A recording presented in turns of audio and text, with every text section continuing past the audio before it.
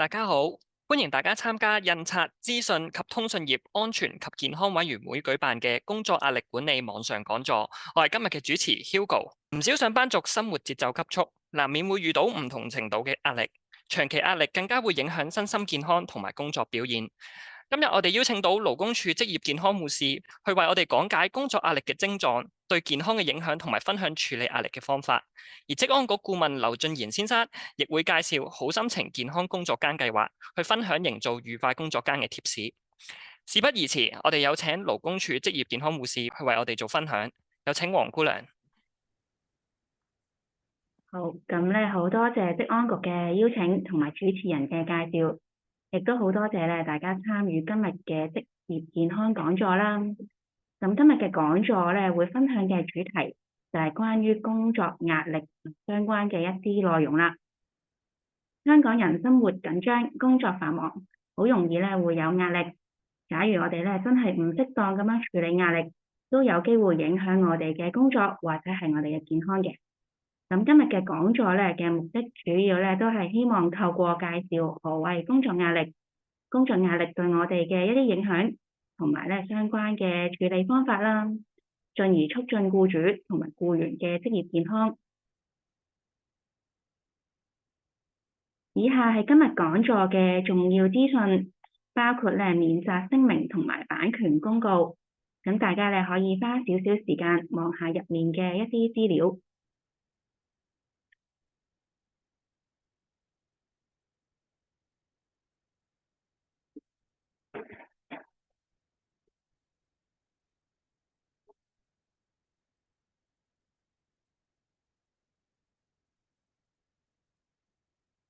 好，咁今日嘅講座會講啲咩呢？咁首先我哋咧會一齊睇下何謂工作壓力。另外常見嘅一啲工作壓力來源有啲咩呢？亦都會介紹工作壓力對我哋以及咧機構而言嘅一啲影響啦。咁去到最後啦，我哋咧會一齊睇下處理工作壓力嘅各種方法。咁首先何謂工作壓力呢？其實各行各業都有機會面對唔同嘅工作壓力。咁究竟咩為之工作壓力呢？咁其實壓力咧係一種個人主觀嘅感受啦，本身咧並唔一定會產生一啲身體或者心理嘅傷害。但係當我哋咧感覺到工作要求超出咗我哋可以應付嘅能力，或者可以應付嘅資源嘅時候，壓力嘅反應就會發生。咁呢一啲反應咧會包括住我哋身體、心理同埋情緒嘅一啲反應。如果工作相關嘅壓力長期存在或者過分嚴重啦，咁可能咧都會導致到我哋出現一啲心理或者係生理上嘅傷害。一般嚟講，當人咧感覺到情緒上或者身體上超過咗個人所能夠負荷嘅一個範圍啦，就會引發唔同嘅一啲唔舒服嘅感受，進而構成咗壓力啦。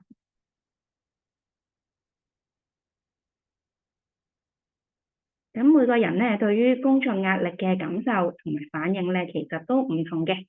咁好多嘅呢啲反應都係因人而異噶啦。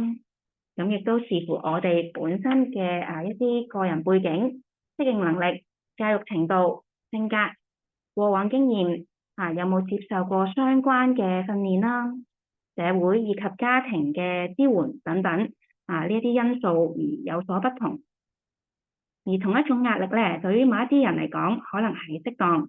而對於另一啲人嚟講咧，又可能會係過大嘅喎。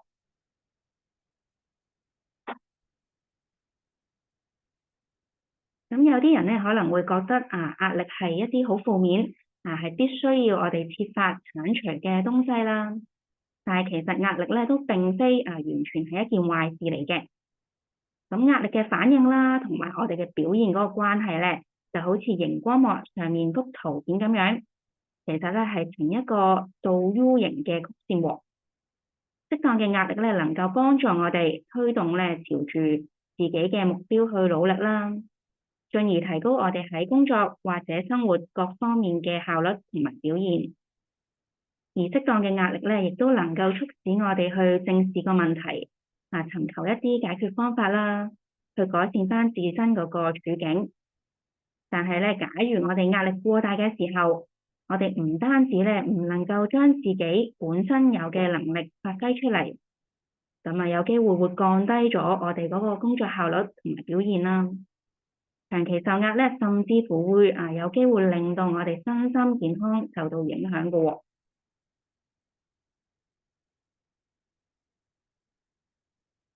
咁常見嘅工作壓力有機會會嚟自唔同嘅方面啦，包括咧可能嚟自我哋工作方面，或者咧工作環境方面喎。咁首先喺工作方面啦，譬如係我哋嘅工作量增加，工時、環境、責任有所轉變，令到咧我哋難以去處理啦。咁另外啦，我哋嘅可能工作上嘅支援不足啦，人手不足啦，設備不足，或者可能咧本身缺乏相關一啲足夠嘅指導同埋訓練啦。咁除此之外啦，我哋本身做嗰份工嘅工作性質係咪好緊張，節奏好急促咧？或者你可能經常要處理好多突發嘅事故，好多變嘅工序啦。咁除此之外啦，就係咧一啲唔明朗嘅工作前景，包括咧可能有機會會面臨裁員啦、減薪啦，或者一啲不定時工作嘅性質，譬如要輪班工作嘅。咁除咗工作方面之外啦，另外一方面咧就係嚟自我哋嗰個工作環境，譬如我哋做嘢嗰個環境個溫度啦、噪音啦，仲有就係會唔會好凌亂、好狹窄、好危險，同埋我哋工作環境嗰個空氣質素咧，其實都會有影響嘅喎。咁除此之外啦，就係人際關係方面啦。譬如啦，我哋咧未能夠有效同上司、我哋嘅同事或者係我哋嘅顧客去溝通，或者可能經常咧都涉及到一啲情緒嘅勞動啦。咁除此之外，就係我哋個人本身嘅一啲因素，包括咧我哋自己個性格、我哋嘅相關經驗啦、學歷啦，同埋能力好似未能夠應付到目前嘅工作喎。或者咧就係我哋屋企啦，以及呢個健康狀況。另外啦，就係咧我哋個心態啦。當我哋遇上一啲困難嘅時候咧，未能夠由一個正面以及咧客觀嘅方向去思考。咁以上咧都係一啲常見嘅工作壓力嘅來源嚟嘅喎。咁跟住落嚟啦，大家可以見到咧，熒光幕上面見到有個圖片啦。咁就顯示咗咩為之適當嘅工作壓力。咁見到咧呢一個天平嘅右邊咧，其實就係講緊外界或者咧我哋自己對自己本身嘅一啲要求啦。而喺呢一個天平嘅左邊，就係咧我哋嗰個應付能力。咁我哋最理想啦，咁當然咧就係希望呢一啲嘅要求同我哋嗰個能力咧能夠大致相若。取得兩者嘅一個平衡，咁呢一種壓力咧就為之適當嘅壓力啦。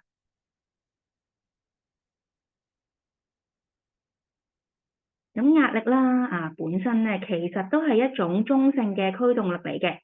就可以給予我哋奮鬥嘅動力啦。而適當嘅壓力咧，更加係一個挑戰，可以令到我哋增加我哋嘅工作效率，提高警覺性啦。加強自信心，幫助我哋咧訓練個人嘅適應力，發揮到自己嘅一啲潛能啦，激勵到我哋嘅意志，以及咧能夠增加我哋嗰個生產率喎。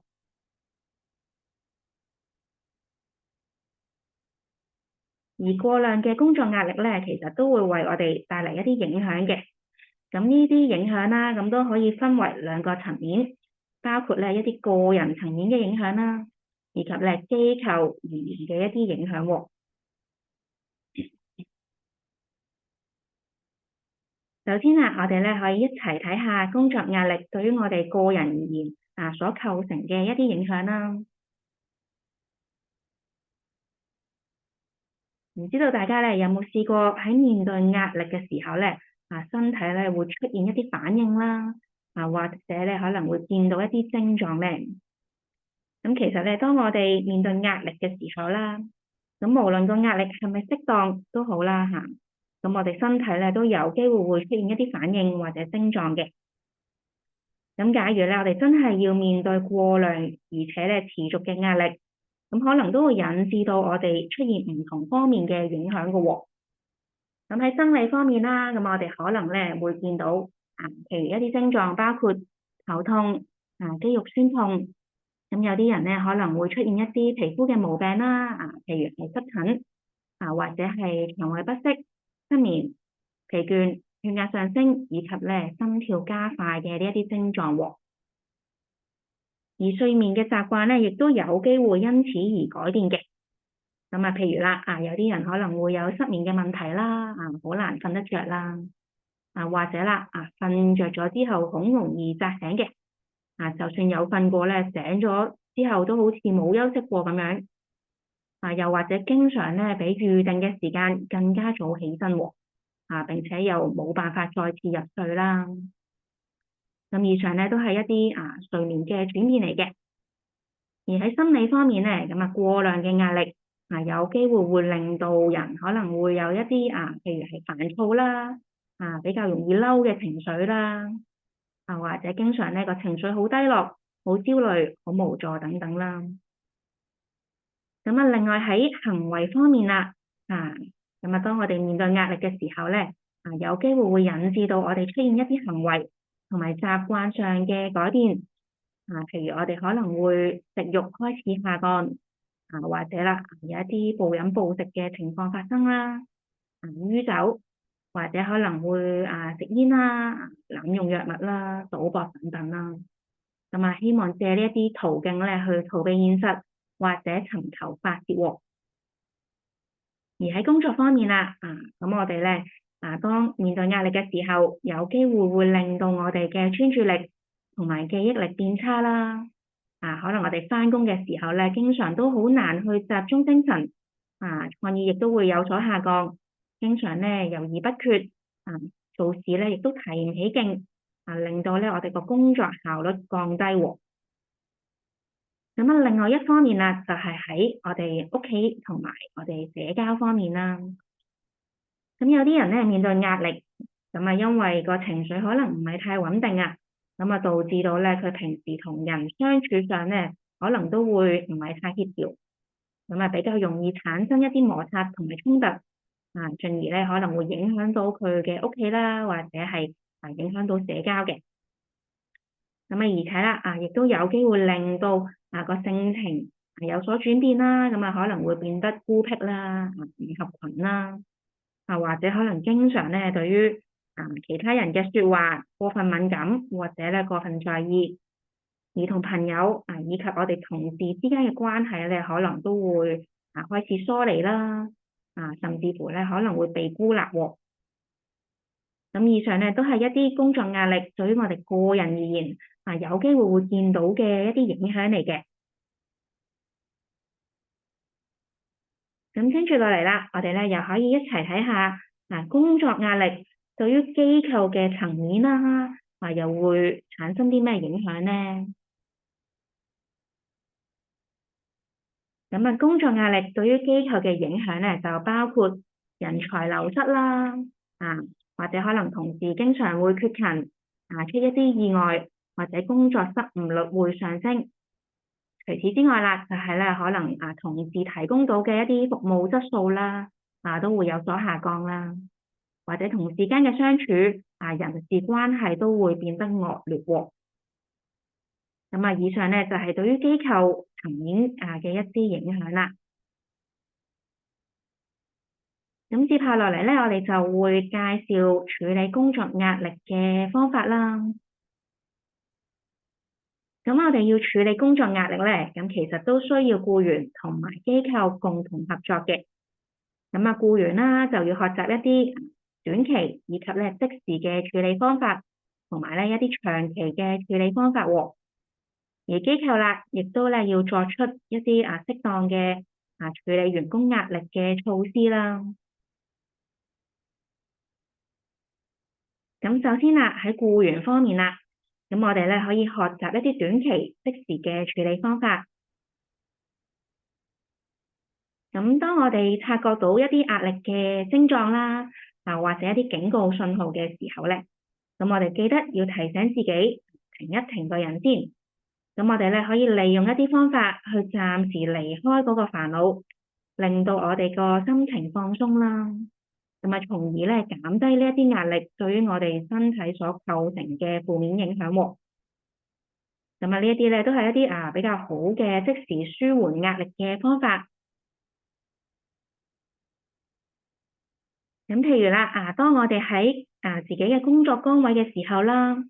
咁我哋咧可以嘗試以下嘅呢幾個方向去舒緩我哋嘅工作壓力喎。譬如啦，我哋可以進行腹式呼吸法啦，或者一啲肌肉伸展運動，或者我哋可以去洗手間洗個面，或者咧沖一杯自己中意飲嘅熱飲或者凍飲。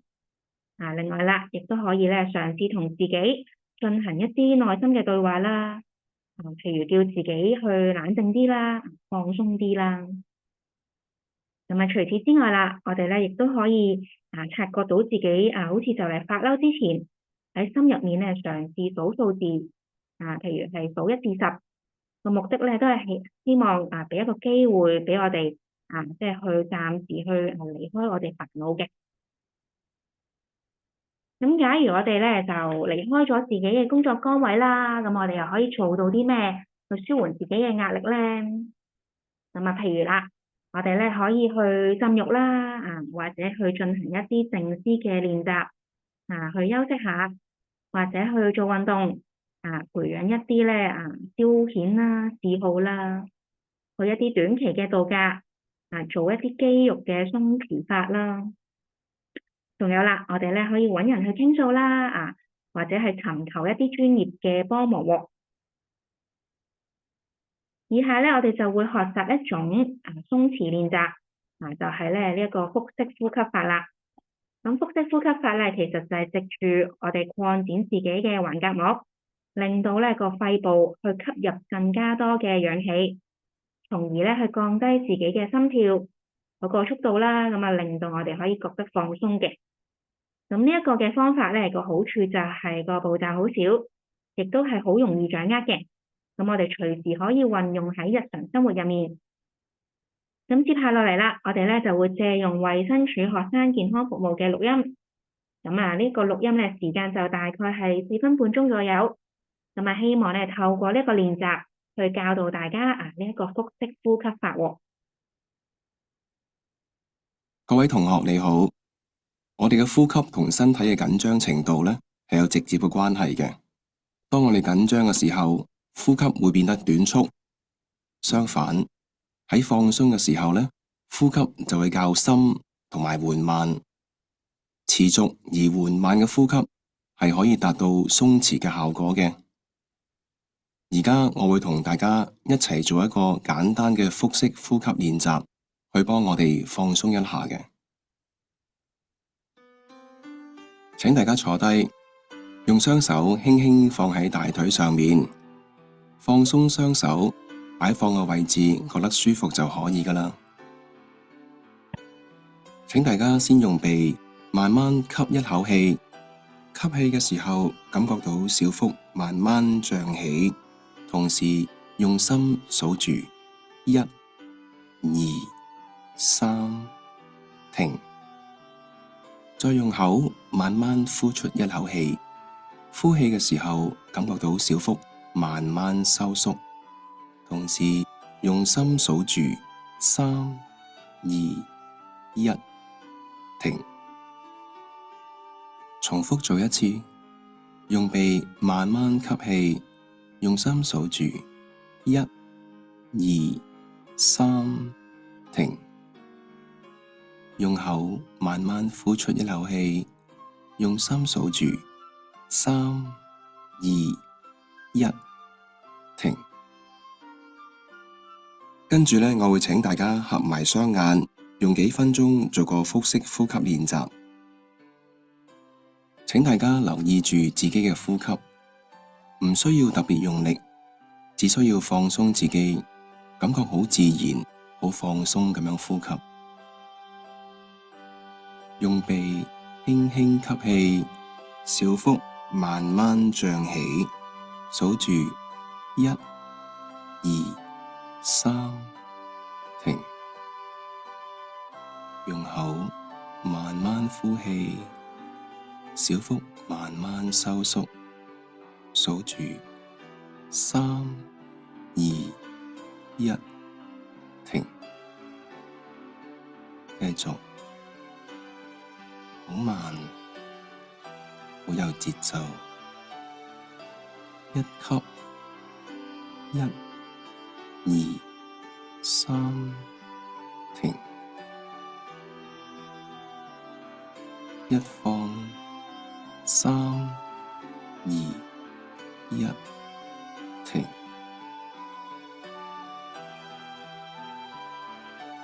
慢慢，慢慢，覺得好自然，好放鬆。用鼻慢慢吸氣，小腹慢慢脹起，數住1、2、3，停。用口慢慢呼氣，小腹慢慢收縮，數住3、2、1，停。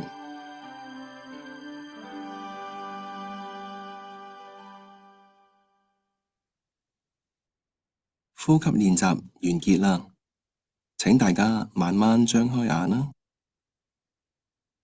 練習腹式呼吸法係需要有恆心同埋耐性嘅。開始嘅時候，每日需要練習1至2次，每次大約15分鐘。當已經掌握咗技巧之後呢，練習嘅時間就可以隨住個人需要而改變啦。練習嘅時候，如果感覺到唔舒服，例如話氣喘、頭暈、胸部脹痛咁呢，首先就要停止練習啦。有需要嘅時候，就要再諮詢醫護人員嘅意見啦。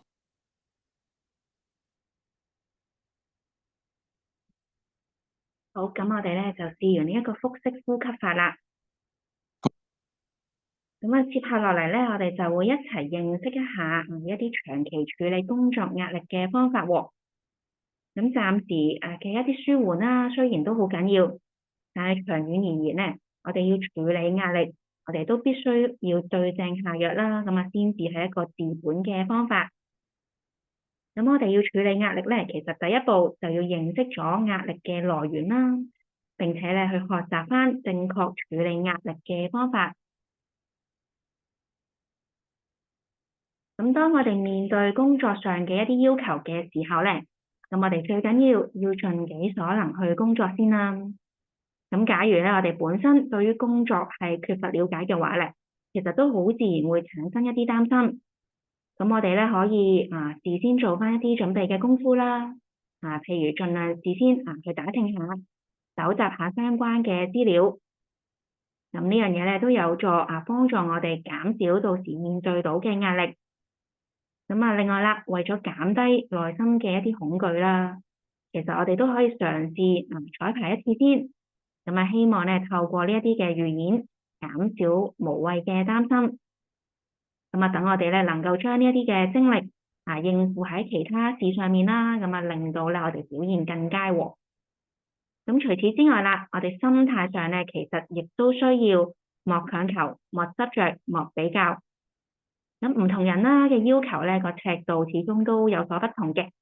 咁我哋唔需要太過介意其他人對於我哋工作嘅一啲表現嘅各種睇法啦。咁假如我哋本身已經盡咗力好俾心機去做，咁我哋就唔好再去在乎成績嘅高低。咁我哋只需要問心無愧啦。咁對於即係出嚟嘅成果都唔好話太過執着或者太過強求啦，同埋經常同其他人比較喎。咁另外啦，就係莫自責啦。咁適當嘅反思係需要嘅。咁但係咧，假如我哋經常過度自責啦，咁啊其實咧只會增加咗我哋嗰個心理負擔。咁我哋咧即係可能經常自怨自艾經常埋怨咧，其實都會影響咗自己嘅工作表現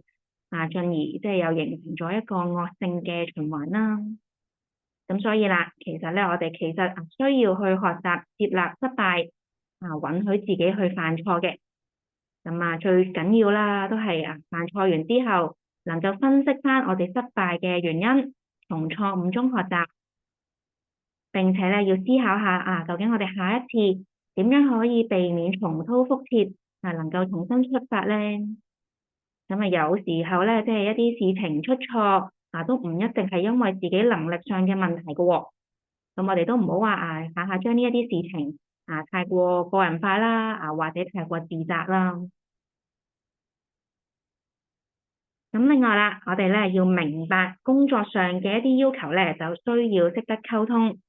咁無論我哋係處人即係處事啦，定還是對人都好啦。咁其實咧，識得溝通係相當之緊要嘅喎。咁佢除咗能夠改善我哋工作間人際嘅關係之外啦，咁亦都係能夠幫助我哋促進工作嘅成效喎。咁正所謂知己知彼，百戰百勝。咁我哋咧需要適當咁樣去表達自己啦。咁喺遇到唔合理嘅要求嘅時候，而自己咧又唔能夠接納嘅話咧，其實我哋都需要適當咁樣去表達自己嘅諗法同埋困難。咁我哋咧要用到一啲實質嘅理據去支持拒絕嘅原因，否則咧我哋嘅壓力只會不斷咁樣增加啦。咁最終咧可能會導致到一啲唔能夠承受嘅後果。咁除此之外啦，我哋要有一個良好嘅溝通啦。咁就係即係希望能夠將一啲資訊啦，能夠清楚咁樣互相傳遞啦。咁令到咧即係對方能夠明白我哋嘅要求，亦都咧能夠令到自己咧同時可以理解到別人嘅需要。咁盡量咧去減少一啲不必要嘅誤會啦。咁呢個情況咧，其實就類似一把梯嘅功能喎。咁當我哋需要由一個起點爬去到另外一個目的地嘅時候咧，就可以藉住呢一把梯咁去到達啦。咁所以咧都介紹翻 ladder 嘅呢一個英文字啦。咁佢咧主要都係希望能夠幫助大家了解溝通上嘅一啲技巧嘅。咁呢個 ladder 咧其實都包括住以下嘅一啲內容嘅。咁首先啦，L 咧就即係講緊 listen。咁我哋當溝通嘅時候啦，咁首先第一步咧，其實我哋要去多聆聽，咁去清楚了解對方嘅需要先喎，咁減少誤會，以及咧能夠幫助我哋促進彼此間嘅協調嘅。咁另外啦 A 啦，即係講緊 ask 啦。咁我哋咧希望喺溝通嘅時候，盡量去了解多啲，譬如透過複述下對方嘅要求。或者咧利用問一啲問題啦，咁去了解對方嘅需要，咁都能夠咧幫助我哋減少一啲不必要嘅誤會嘅。咁跟住落嚟咧 D 即係講緊咧 don't misinterpret 啦，即係唔好妄下一啲判斷喎。當我哋咧未有一個良好嘅溝通，或者咧詳細了解件事嘅真相之前咧，咁我哋都唔好妄下判斷啦，以免咧經常有一啲先入為主嘅諗法啦。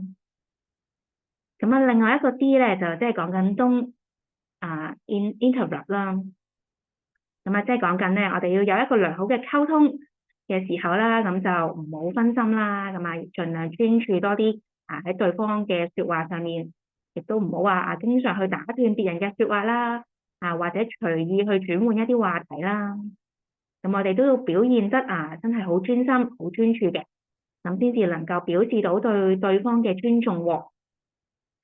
咁跟住啦，就係 emotion 啦，即係講緊咧，我哋要多啲體諒對方啦，諒解對方喺講呢番話嘅時候嘅嗰個處境同埋情緒，咁都有助咧我哋解決一啲困難嘅。咁最後就係 response 啦，即係咧我哋需要多啲回應，譬如利用一啲言語嘅回應啦，非言語嘅回應，譬如係一啲身體語言去表達自己對呢樣嘢嘅關注。咁令到咧對方都能夠感受到你嘅誠意喎。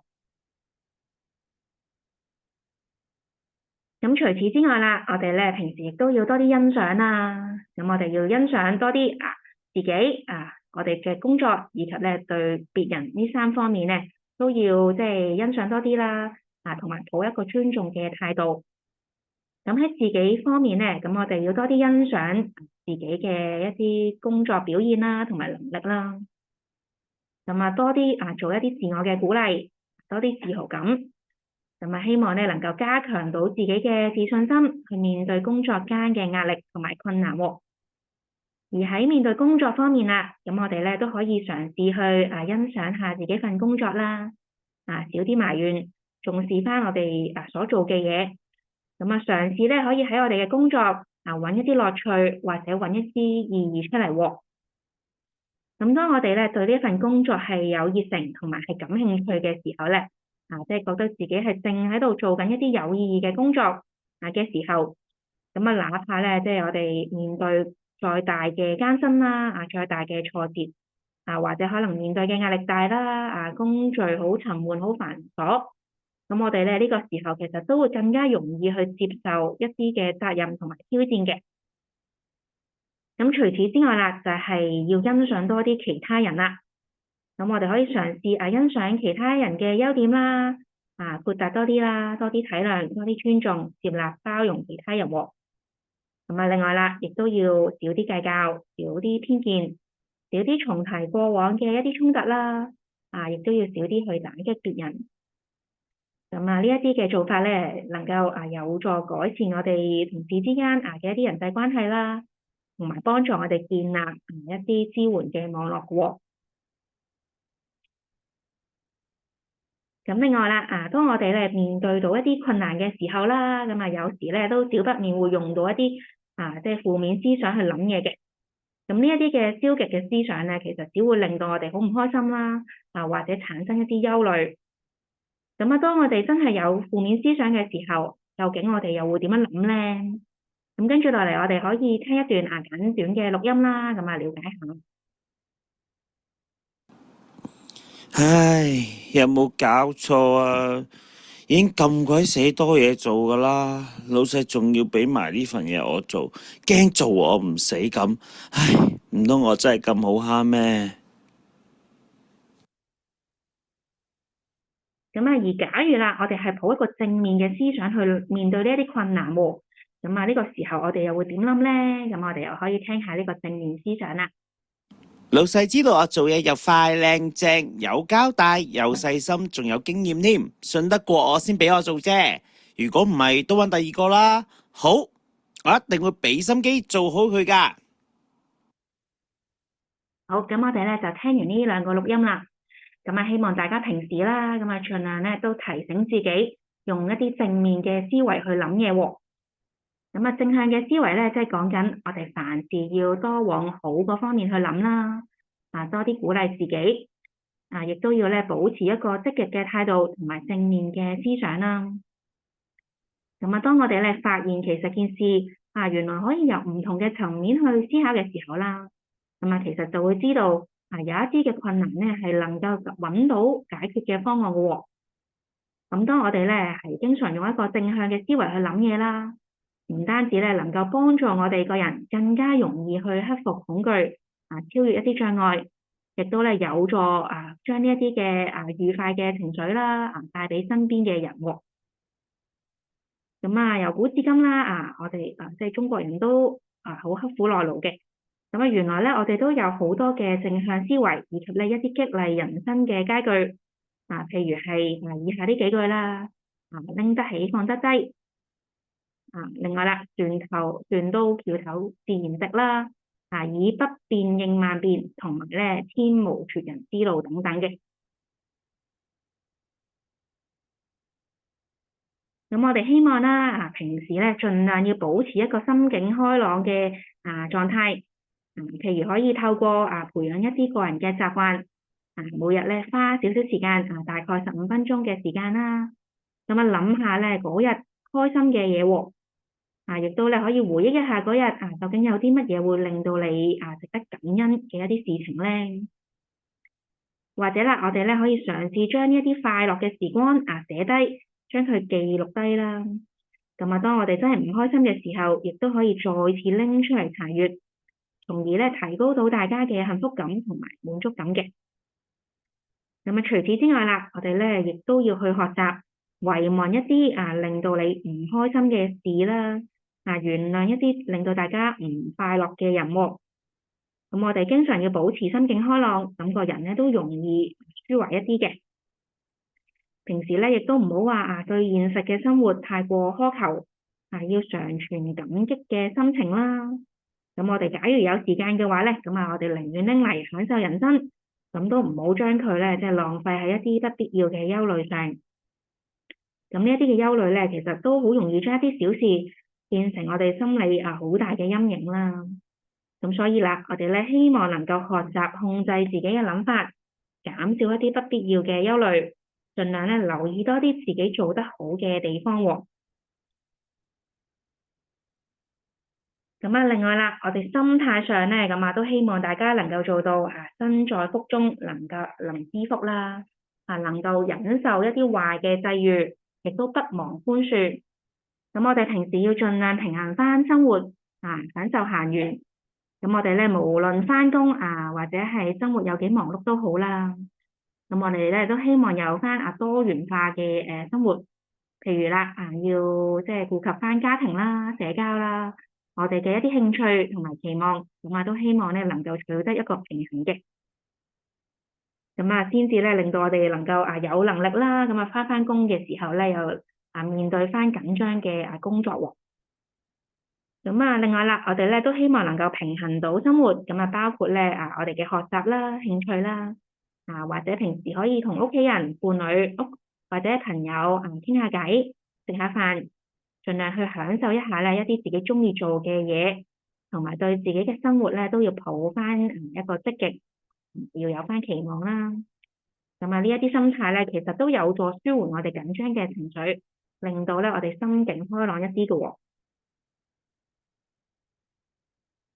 咁我哋要養成一個樂觀嘅性格啦，同埋培養幽默感嘅話咧，咁首先咧，其實我哋都可以透過學識自嘲啦。咁當我哋面對一啲不幸或者係困境嘅時候咧，咁假如我哋有一個好似阿 Q 精神咁樣嘅幽默，就能夠令到我哋保持一個超然嘅視野，去應付面前嘅壓力啦。同時啦，充滿幽默感嘅人咧，其實亦都比較容易去維持同其他人嘅友誼，建立一啲更加廣闊嘅社交圈子啦。咁從而咧能夠即係獲得社交嘅支援所帶嚟嘅身心健康喎。咁當我哋面對困難嘅時候咧，其實我哋可以嘗試由唔同嘅角度去發掘事情有趣嘅一面，盡量咧學識以一個輕鬆嘅態度去即係面對周遭嘅事物啦。學識自嘲啦，或者啦，我哋可以嘗試咧喺工作間設立幽默角，去收集翻一啲趣聞笑話並且咧同我哋周圍嘅人去分享翻啦。咁假如我哋能夠經常喺件事嗰度啦，發掘到佢有趣嘅一面咧，咁我哋咧就好容易會發現咧，我哋所遇到嘅問題會大大減少，而我哋所面對嘅困難咧，亦都唔係想象中咁難去應付嘅喎。咁當然啦，我哋咧亦都唔好話即係對每一件事情都抱一個樂觀嘅態度啦。咁尤其係即係當我哋面對一項涉及重大風險嘅事，需要作翻一個決定嘅時候咧，就唔應該抱一個輕鬆樂觀嘅態度，反而咧應該係謹慎從事，衡量翻失敗嘅代價，再做翻一個果斷嘅抉擇喎。咁我哋咧當面對到一啲困難嘅時候啦，都可以透過以下嘅一啲步驟，去嘗試解決呢一啲問題嘅。首先我哋咧要個人保持冷靜啦，去接受啦。跟住落嚟咧，我哋要做翻一個細心嘅分析，去計劃工作，並且咧要將呢一啲嘅工作啦，呢一啲嘅諗法啦，去做翻一個實際嘅行動啦。唔好淨係掛住齋講啦，始終咧行動先係最實際。咁我哋咧需要將呢一啲計劃去付諸實行，咁先至能夠咧幫助我哋解決困難啦。咁啊去紓解我哋嘅壓力。咁啊，另外啦，我哋咧亦都即係唔好忘記最後咧都要做翻一啲自我嘅檢討。咁當我哋遇到呢一啲挫敗嘅時候咧，其實事後檢討都好緊要嘅。咁我哋要揾翻究竟有啲乜嘢嘅因素導致到今次嘅事件失敗咧？咁啊，希望咧由呢一件事去吸取當中嘅經驗喎。咁除此之外啦，我哋咧亦都可以透過一啲嘅技巧去為自己訂立聰明嘅目標啦。咁呢一啲嘅聰明目標咧即係 SMART goals 咁都包括以下嘅一啲內容嘅。咁首先啦，我哋嘅目標啦，咁係要明確同埋詳盡，要能夠係可見可量度到啦，可以達到並且咧貼合翻自己嘅需求。同埋啦，呢一個目標咧，其實都係要有時間限制嘅。咁我哋需要咧要喺一定嘅限期內完成啦，並且咧要喺預定嘅時間去檢討。咁假如達到啦，咁我哋咧都可以真係適當咁樣獎勵下自己，俾份小禮物俾自己啦。咁當我哋完成一件好艱辛複雜嘅工作嘅時候咧，咁我哋都需要學會啦，真係要適當咁樣獎勵下自己喎。咁樣唔單止咧能夠令到自己更加開心啦，咁亦都咧能夠令到自己更加有幹勁，同埋咧更加容易記起呢一啲開心嘅嘢嘅喎。咁除咗訂立目標之外啦，咁時間管理咧其實都相當之緊要嘅。咁我哋要記住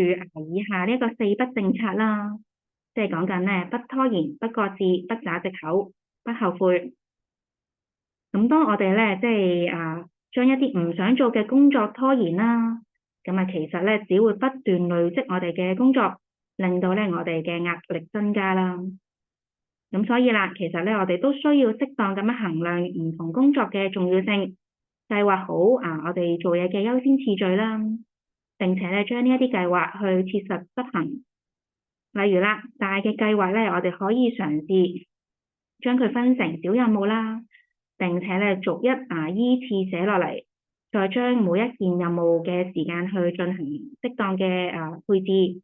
咁按翻呢一啲任務嘅優先次序去處理喎。咁另外啦，我哋咧亦都可以善用一啲備忘錄。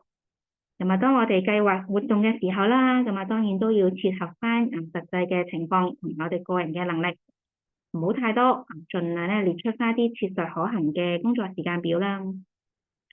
平時咧亦都可以減少一啲不必要嘅干預，譬如一啲嚟自我哋個電話嘅一啲干擾啦。亦都要善用團隊工作。喺完成之後咧，亦都可以俾一啲獎勵俾自己，咁都能夠咧有助減低我哋工作嘅壓力嘅喎。咁另外啦，有時咧，始終我哋一個人啦，未必有能力咧去解決面前嘅問題嘅喎。咁如果咧我哋識得同其他人去分擔自己嘅工作，利用團隊嘅精神去建立支援網絡啦，其實咧都可以幫助我哋解決困難，減少壓力。咁亦都可以令到我哋做嘢事半功倍啦。咁所以啦，其實分工合作咧都相當之緊要嘅。不過啦，始終呢一啲嘅團隊精神同埋建立支援網絡咧，都需要持久，要啲時間去慢慢建立嘅。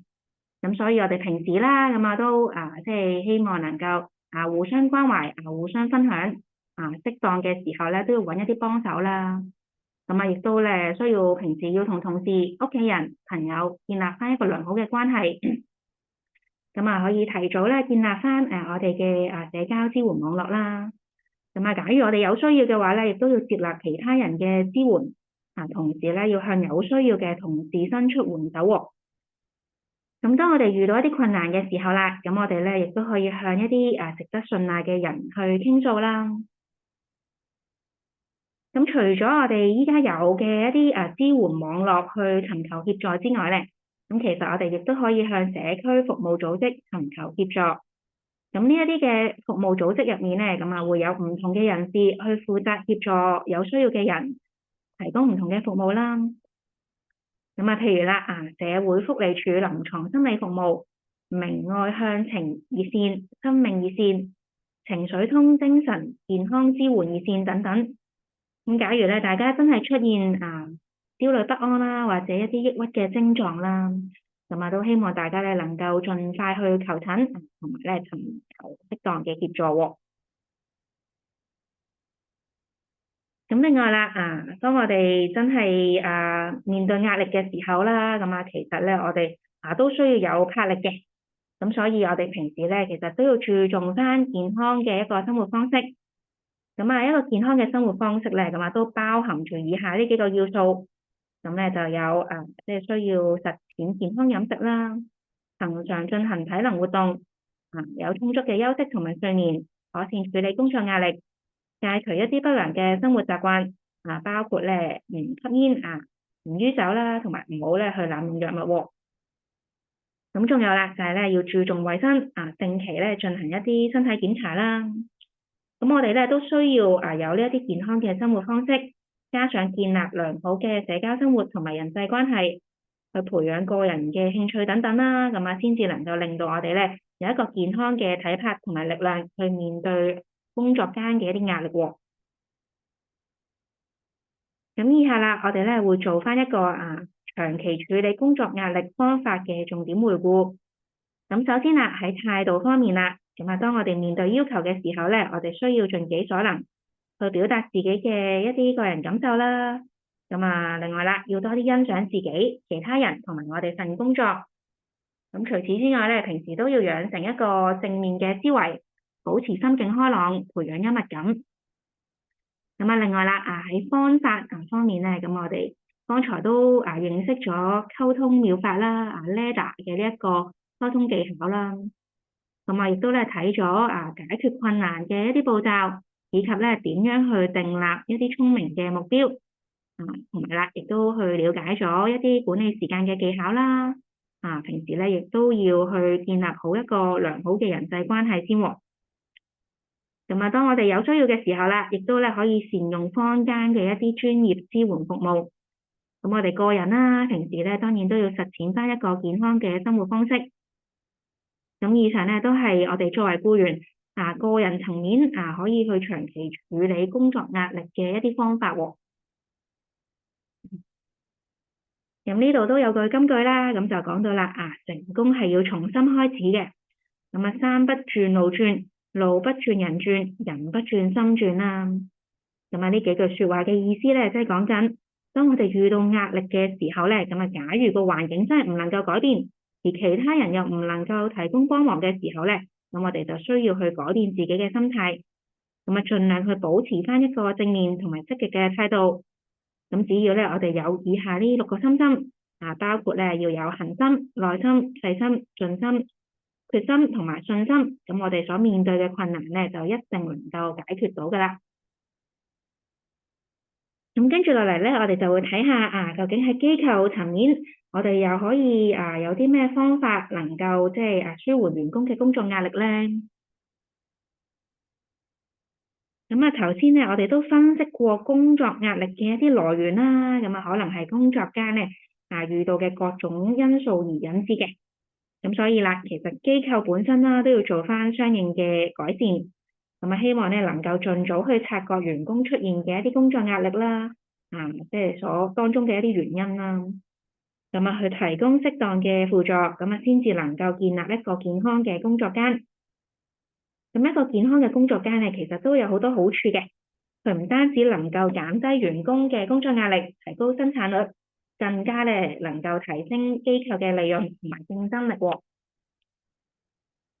咁喺機構方面啦，僱主咧其實都可以考慮以下嘅一啲措施，去建立一個健康嘅工作間嘅。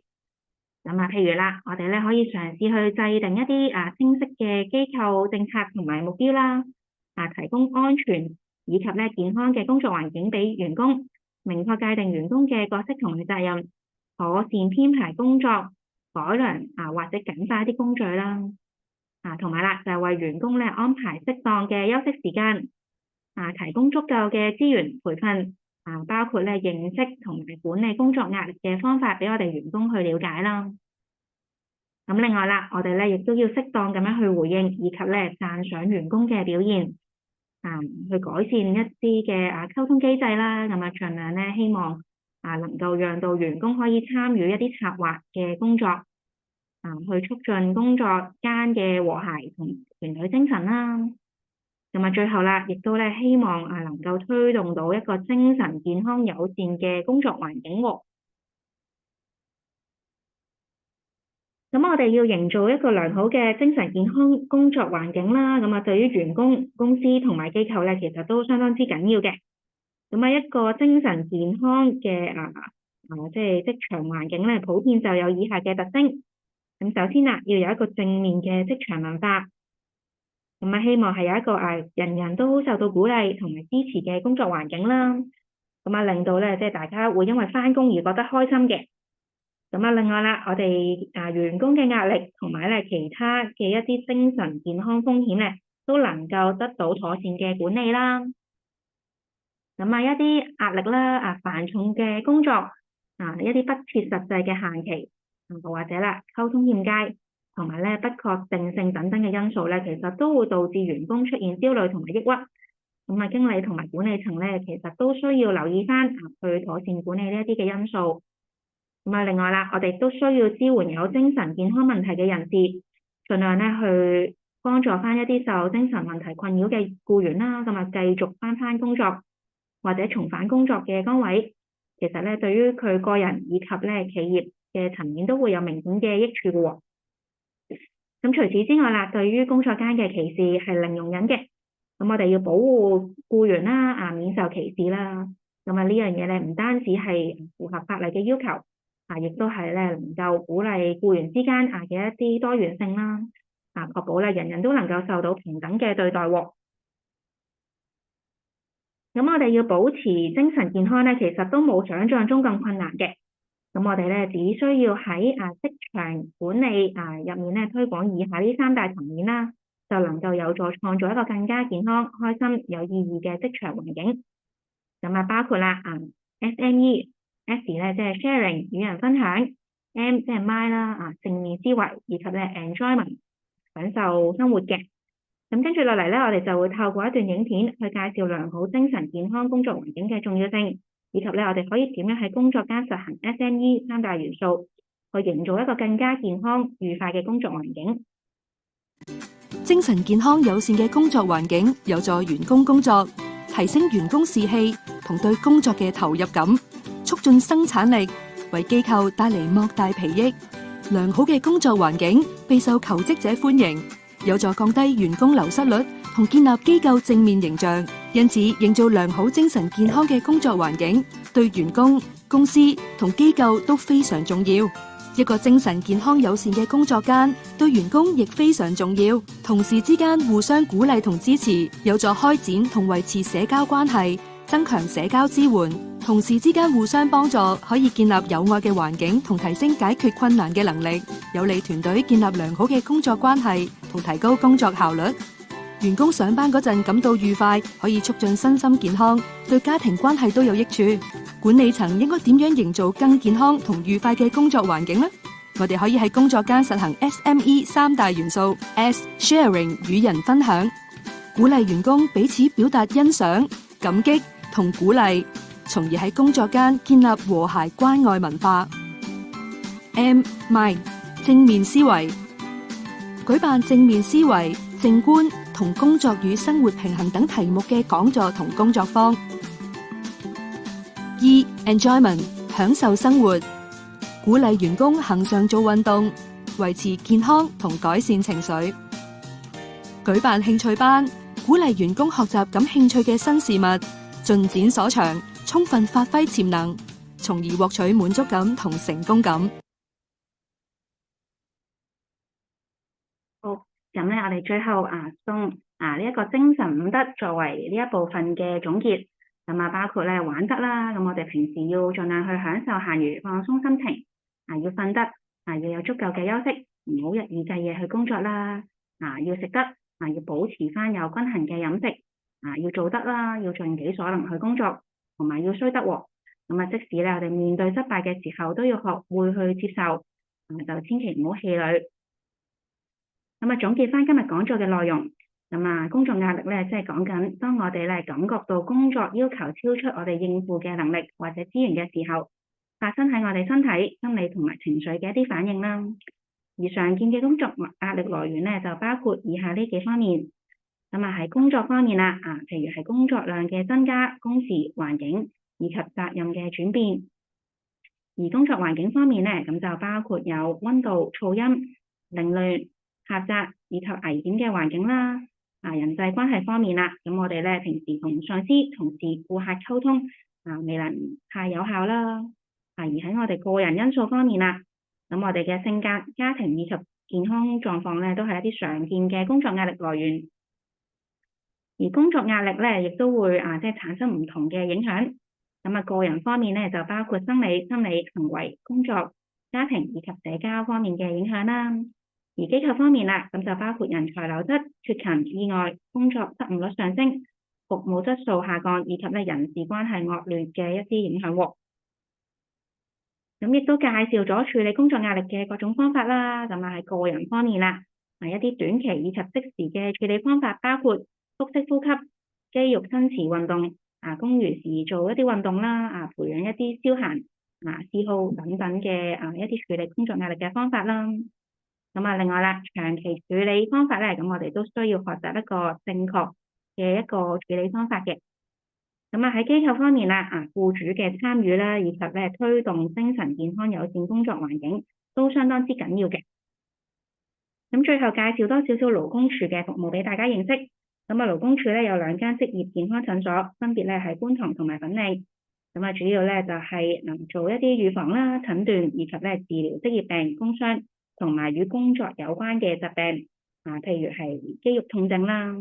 咁希望咧能夠促進在職人士嘅職業健康。咁假如大家有需要咧，可以透過電話預約翻嗰個到診時間啦，咁就唔需要醫生轉介信嘅。咁另外啦，我哋喺觀塘有一間職業安全健康中心啦，咁就會透過視像資訊播放、點版以及一啲展品啦，並且咧定期舉辦一啲職安健講座，去傳遞一啲職安健嘅信息。咁入面咧亦都有勞工處出版嘅刊物供市民取閱嘅。咁另外我哋喺荃灣咧有一間職業安全及健康訓練中心，咁定期咧會舉辦各項有關安全及健康法例嘅訓練課程。咁個目的咧係希望等大家了解相關嘅法例啦、準則啦。咁呢一啲嘅課程都無需收費嘅。咁亦都有一啲咧為導師而設立嘅培訓課程、簡介講座以及職業健康講座。咁假如大家有興趣了解嘅話咧，可以上翻勞工處嘅網站去查閱。咁下面呢一個咧係關於工作地點不安全作業模式或者環境狀況嘅投訴。咁有需要咧可以致電勞工處嘅投訴熱線或者網上提交投訴表格。咁所有投訴都會絕對保密嘅。咁另外啦，喺觀塘職業安全健康中心咧，我哋定期會舉辦一啲免費嘅職安健課程啦，並且咧去到唔同嘅社區場地舉辦一啲職業健康公開講座嘅。咁希望咧能夠提高僱主以及僱員對於職安健嘅認識。咁有興趣咧可以掃描熒光幕上面嘅二維碼，或者咧入翻呢一個網址去登入網上報名系統嘅。咁除此之外啦，依家流感高峰期啦，都鼓勵大家咧盡快去接種季節性流感疫苗喎。流感疫苗咧就係1年打1次，建議大家盡早打啦。因為咧佢係一種預防季節性流感以及佢併發症嘅有效方法，並且咧能夠減低因為流感而入院或者係死亡嘅機會。咁另外啦，因為咧接種疫苗之後啦，我哋身體都需要最少2星期去產生抗體嚟預防流感病毒感染。所以啦，建議大家都盡快去接種啦。除咗個別已知禁忌症人士外咧，所有年滿6個月或者以上人士其實都適宜每年接種流感針嘅。為咗鼓勵打流感針啦，政府咧都為6個月至未滿18歲嘅兒童以及青少年、孕婦、18至49歲長期病患者以及50歲或以上嘅人士提供免費或者獲資助嘅季節性流感疫苗接種。有興趣了解多啲嘅話咧，都可以掃描翻熒光幕上面嘅二維碼，或者瀏覽翻衛生署防護中心、衛生防護中心嘅網站去查閱。咁最後啦，提大家啦，12月7號咧就係立法會選舉投票日啦。為咗履行大家嘅公民責任同埋社會責任咧，希望到時大家能夠投下手中重要關鍵嘅一票，選出代表你哋嘅第8屆立法會議員，共同為香港嘅發展同埋民生福祉作貢獻。所以我哋記住啦，12月7號喺票站見。咁呢一部分嘅分享咧就去到呢度啦。接下來我哋會有請職安局顧問劉俊賢先生去為我哋介紹好心情健康工作間計劃，有請 Eric。多謝主持人啊，咁大家好啊，我係職安局嘅顧問 Eric。好高興今日同大家去介紹翻咧我哋職安局啦，同埋衛生署同埋勞工處咧合作嘅兩個計劃啦。咁啊分別咧就係好心情嘅健康工作間約章同埋精神健康嘅職場約章嘅。咁啊，首先咧，第一個咧，同大家去講解嘅咧，就係好心情嘅健康工作間呢個計劃啦。咁啊，健康嘅工作環境咧，係提高機構嘅生產力同埋競爭力咧，可以建立翻一個正面嘅企業形象嘅，達到雙贏嘅目的啦。咁啊，好心情嘅健康工作間呢個計劃咧，就係透過一連串嘅活動啦，俾個僱主同埋僱員咧，一同攜手咁樣創造一個愉快同埋一個健康嘅工作環境嘅。咁咧，佢有3大個行動嘅領域去提倡嘅。咁啊，當中咧就係包括一啲嘅健康飲食啦，同埋一啲嘅體能活動同埋心理健康嘅。咁啊，參加咗呢個嘅約章嘅機構咧，有咩好處咧？咁咧佢就可以免費咧咁去參加一啲健康嘅工作坊啦。咁啊，呢啲工作坊咧就可以以一啲嘅到會嘅形式去舉行嘅。咁啊，大家喺熒幕都見到啦，由 A 去到 I 項嘅一啲嘅工作坊咧，大家都可以去參加翻嘅。咁啊，圍繞翻一啲嘅健康飲食嘅，會有一啲嘅識飲識食嘅工作坊啦，煮得健康嘅工作坊啦，同一啲中醫嘅健康飲食管理嘅工作坊啦。咁啊，關於體能活動方面啦，咁都會有相關嘅工作坊舉行翻嘅。咁啊，例如一啲嘅瑜伽體驗班啦、太極一啲八段錦嘅體驗工作坊啦，同埋一啲超慢跑嘅體驗工作坊。咁啊，呢啲都係針對翻一啲嘅體能活動啦。咁另外咧，有關一啲心理健康方面咧，都有翻相關嘅工作坊舉行嘅喎。咁啊，例如一啲嘅正向嘅心理工作坊啦，同埋啲禪繞畫班嘅減壓工作坊咁嘅。咁啊，除咗呢啲工作坊之外咧，咁咧個別機構咧仲可以提供翻一啲嘅諮詢服務嘅。咁啊，有翻相關嘅專家啦，咁例如健康飲食咧就會有一啲嘅營養師啦，咁啊體能活動就會有啲體適能教練咧去提供翻一啲嘅諮詢服務嘅。咁其實咧，如果係機構啦，咁喺出邊咧去揾呢啲工作坊啊，或者一啲機構嘅諮詢咧，其實可能都要花費一筆錢啦。咁不過如果參加咗呢個約章嘅話咧，就可以免費可以獲得呢啲咁嘅工作坊嘅參加嘅機會啦，同埋一啲諮詢服務嘅機會啦。好啦，咁啊，除咗頭先講過一啲嘅工作坊之外咧，咁其實呢個計劃入邊嘅參加機構咧，仲可以免費獲得一整套嘅健康嘅檢查儀器嘅。咁啊，當中咧就包括一啲嘅血壓計啦，同埋一啲嘅遠尺。咁啊，僱員咧就可以喺休息嘅期間啦，咁啊用一啲相關呢啲嘅設備啦，例如血壓計咧，去監測住自己嘅血壓啦。咁啊，除此之外咧，仲會有一啲嘅借用我哋手握力嘅檢測器啦，同埋一啲嘅身體柔軟度嘅測試器嘅。咁啊，呢啲咁嘅工具咧，都可以令到幫機構咧為僱員咧進行一啲簡單嘅體格嘅體檢啦。咁啊，其實呢個好心情嘅健康工作間咧，除咗頭先我講呢個計劃入邊咧，其實為咗推廣呢個積極一啲機構積極咁樣投放資源啦，同埋持續去舉辦一啲相關嘅活動咧，去推廣頭先嗰3大範疇嘅一啲推廣活動咧。咁所以咧，我哋都舉辦咗一個好心情嘅健康工作間大獎嘅，就會喺我哋咧每年1年1度嘅職業健康大獎入邊頒發啦。咁啊〜呢個大獎咧會分開2個組別嘅，咁啊就係一個企業嘅機構組啦，同埋一個業務部嘅中小企組嘅。咁啊，大家真係如果有興趣，日後有興趣參加呢個大獎嘅話咧，都不妨可以留意下我哋有關一啲嘅職業健康大獎入邊嘅宣傳嘅。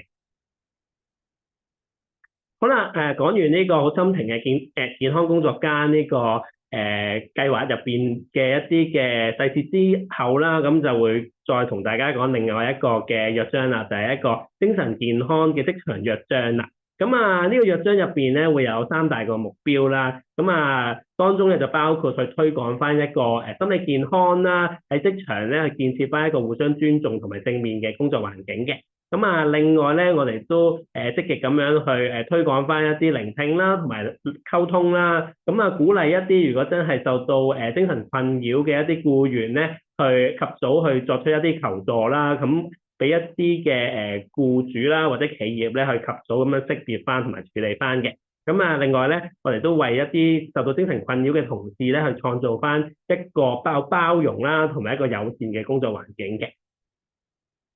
咁啊，呢個精神健康約章入邊咧，咁其實咧都會可以獲得一啲嘅嘉許嘅稱號嘅。咁啊，點樣可以獲得呢啲嘉許稱號咧？就係分別一個精神健康友善機構啦，同埋一個精神健康友善卓越嘅機構嘅。咁咧佢咧就要完成翻相關嘅一啲嘅目標啦，同埋一啲入邊嘅行動項目咧，就可以達至到攞到呢個咁嘅稱號噶啦，係啦。咁啊，大家見到喺熒幕上面啦，咁如果要攞到友善機構啦，就要完成一個目標1入邊咧，要有3個嘅行動項目啦，至少。咁如果係去到卓越呢個嘅層次嘅話咧，就要喺目標1同埋目標2入邊咧，各自完成3個嘅行動項目。咁啊，大家可能睇落去話好似好難咁樣喎，因為可能精神健康都可能比較一啲空泛啲嘅嘢啦。咁啊，相關嘅一啲嘅行動項目又究竟係啲乜嘢嚟嘅咧？咁啊，其實大家就唔使驚嘅，因為咧我哋職安局咧都為咗方便大家啦，所以咧都會有啲嘅列表啦，同埋例示咧，去俾大家去參考翻嘅。咁啊，即係如果係企業咧想要完成目標1入邊嘅相關嘅行動項目咧，其實咧有 A 去到 H8個大項目嘅。咁啊，當中有啲例子可以同大家分享下啦。咁啊，例如 A 類啦，咁啊舉辦一啲促進交流嘅公司嘅家庭聚會同埋愉快嘅活動。咁其實係啲乜嘢嚟嘅咧？咁其實就可以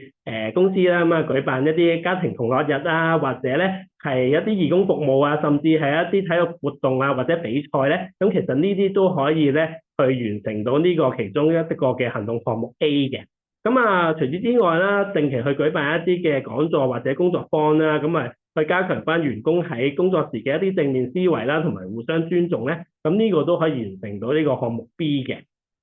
咁啊，仲有啲公司咧，就可以推廣翻有關精神健康嘅資訊啦。咁啊，例如可以喺佢哋嘅工作間啦，咁啊有啲資訊版咧，去提高翻一啲常見嘅精神健康問題啦。咁啊，例如可能講解下啲咩係焦慮啊，咩係抑鬱啊，咁啊俾到僱員咧對於呢啲精神健康問題咧有初步嘅認識。